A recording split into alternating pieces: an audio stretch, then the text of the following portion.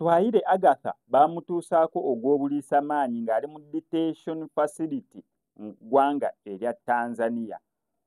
Kankikuddemu katyayika amagezi gazze. Omukyala oyo ye Katwahire activist n'era ng'agamba mbu bwe baamukwata ne bamutwala e Tanzania ng'ali mu detention facility wataaliyo bagiyita incommunicado nga tewaliiwo gw'ayogerezeganya naye.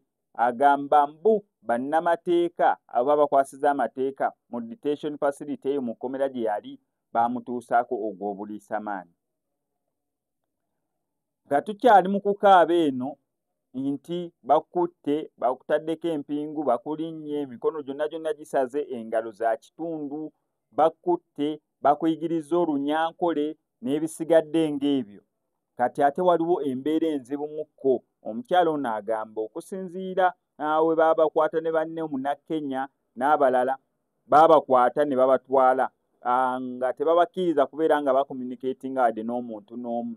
On top of that ye agamba baabatulugunya. Okusinziira ku ono omukyala yabadde ayogerako ne BBC n'agamba baabatulugunya. Oluvannyuma lw'okubatulugunya n'okukola ebyo byonna agamba mbu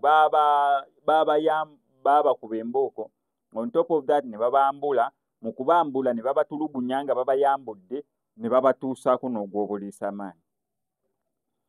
Okusinziira ku bannamateeka oba abantu abavunaanyizibwako mu ggwanga erya Tanzania tebannaba kubeera nga bavaayo bawe official report oba comment ku nsonga za mukyala ono n'ebigambo byategeezezza aba BBC.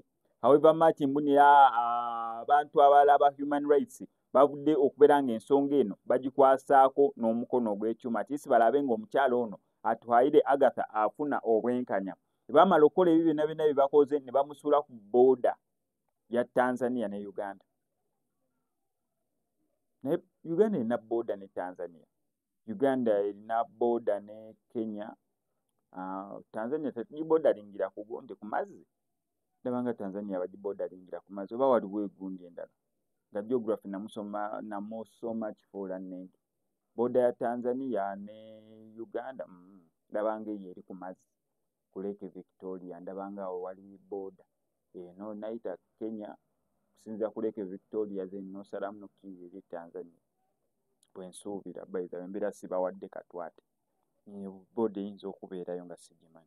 Wano kwa Seven X Media ngenda sigala nkola follow up ku eno story. Kyonna okola subscribinga nyiga notification bell ebisigadde obitulekere.